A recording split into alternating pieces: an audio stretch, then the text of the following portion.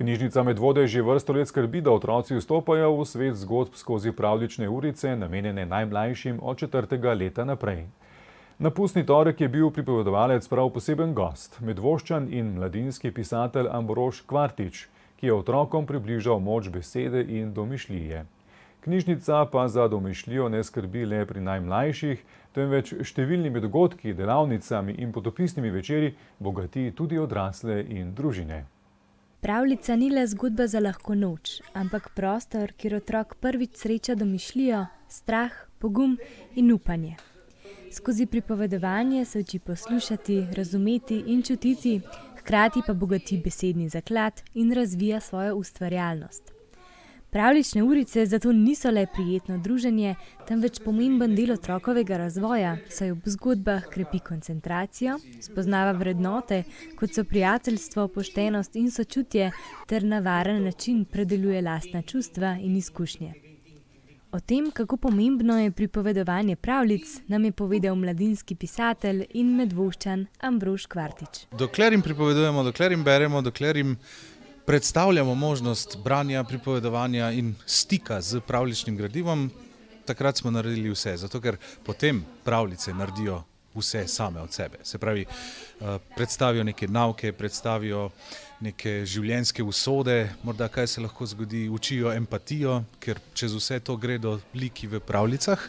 In ko so otroci s tem v stiku, seveda padajo noter, se poistovetijo s temi liki in ko se poistovetijo s temi liki, grejo čez vse, kar se tem likom tudi v pravljici zgodi. Se pravi, vse lekcije, ki jih liki osvojijo v pravljicah, so tudi lekcije za naslovnike, ki so otroci. Kakšna pa je pri tem vloga staršev? Predvsem tudi gledati, biti v stiku z otrokom na tej ravni, da zaznaš recimo, kaj ga malo bolj pritegne, pa morda v tisto smer malo bolj zaviješ.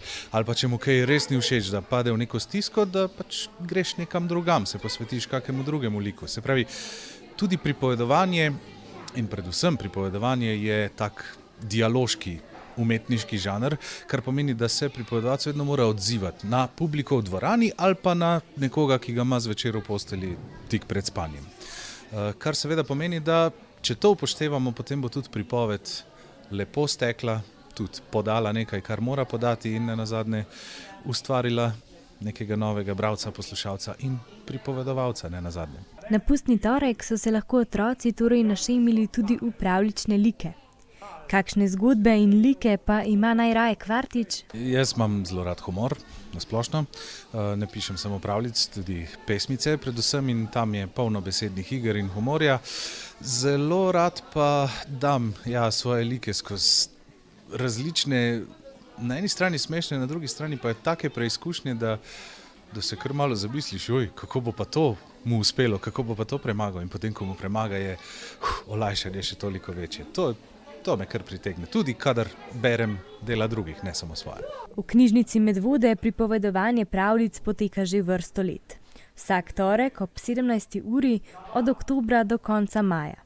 Obisk je številčen, od 15 pa tudi do 30 otrok, ki pravljično uro preživijo brez prisotnosti staršev, ti pa jih medtem počakajo v bližini knjižnice. Danes je tukaj Kvartič, drugače pa berete tudi vi knjižničarke, ne? Kako se dogovorite oziroma kakšen tip pravljic tudi pol berete?